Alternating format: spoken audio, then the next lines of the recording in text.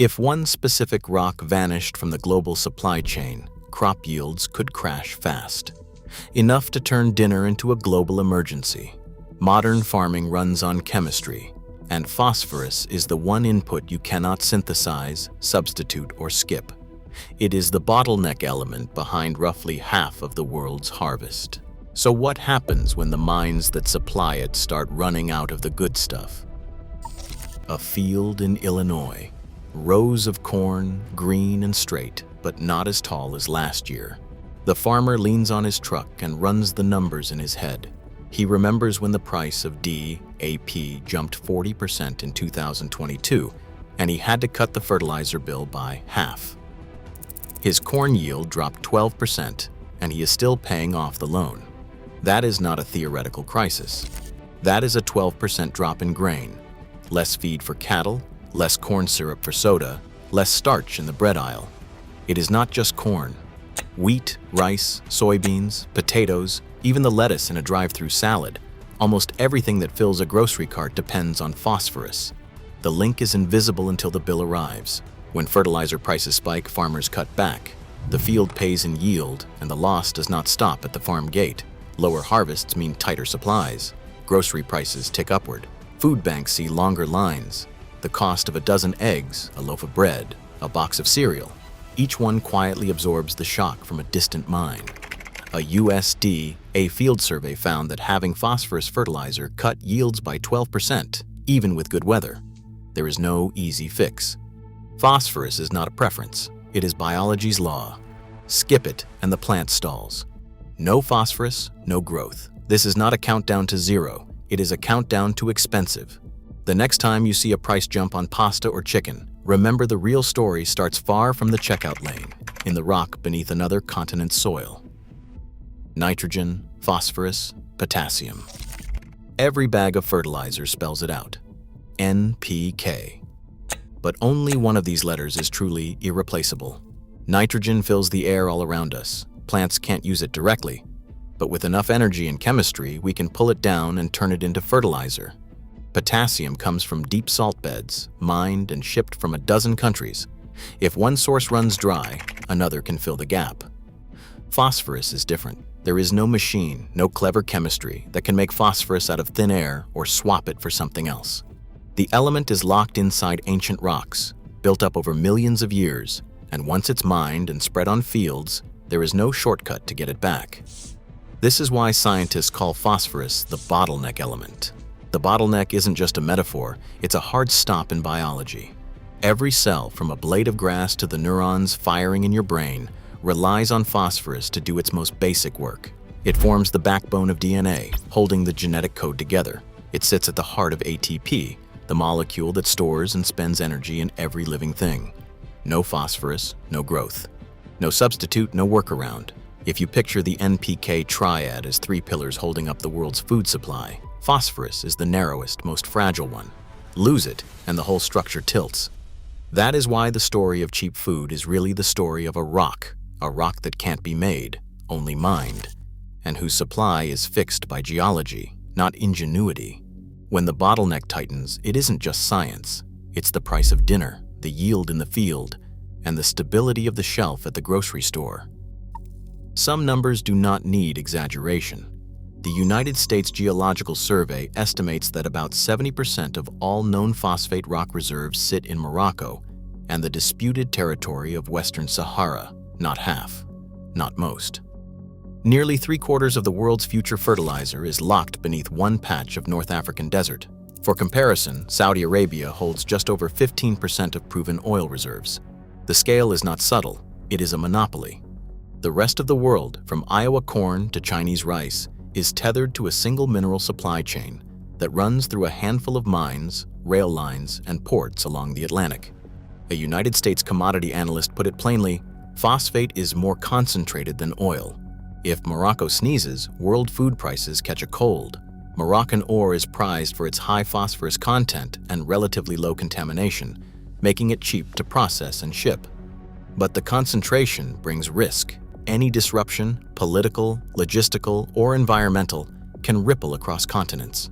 When almost 70% of reserves are in one place, The price of bread in Paris or tortillas in Mexico City can hinge on a bottleneck thousands of miles away. The world's food system is balanced on a rock, and the rock is not evenly shared.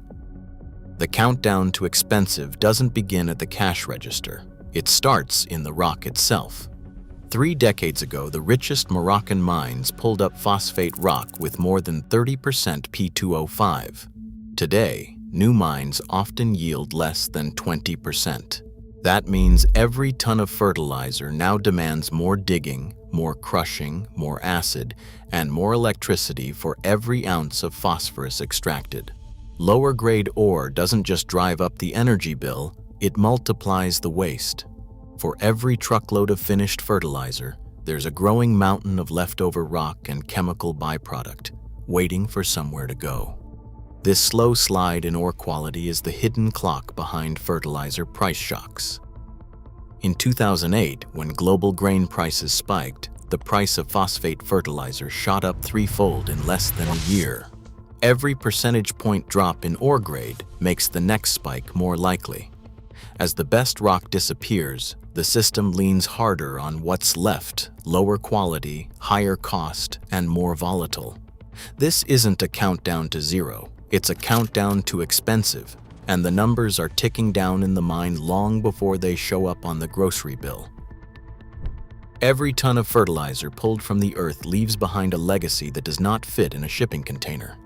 For every truckload of phosphoric acid, there are 5 truckloads of phosphogypsum, an industrial byproduct laced with radium-226, uranium, and traces of heavy metals. In the United States alone, more than 30 million tons of this waste are stacked in open-air mounds, some rising higher than a 10-story building. These stacks are not just eyesores. They emit radon gas, a silent contaminant that drifts across fields and neighborhoods. The Piney Point site in Florida is a warning written in water and stone. In 2021, a breach in the containment wall sent millions of gallons of tainted water rushing into Tampa Bay, carrying radioactive residues and heavy metals downstream. Local leaders called it a ticking time bomb for our water. The breach forced emergency evacuations, killed fish, and left a stain on the coastline that still has not faded. This is the other side of cheap food. We do not just mine fertilizer, we manufacture waste.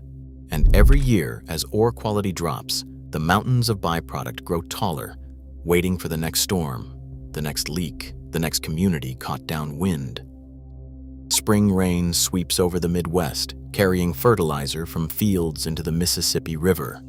Each year, that runoff pours a cargo of phosphorus downstream, enough to turn the Gulf of Mexico into a seasonal dead zone.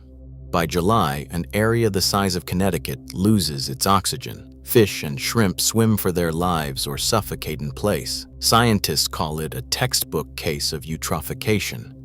Phosphorus feeds an explosion of algae. The algae die, and bacteria strip oxygen from the water as they decompose.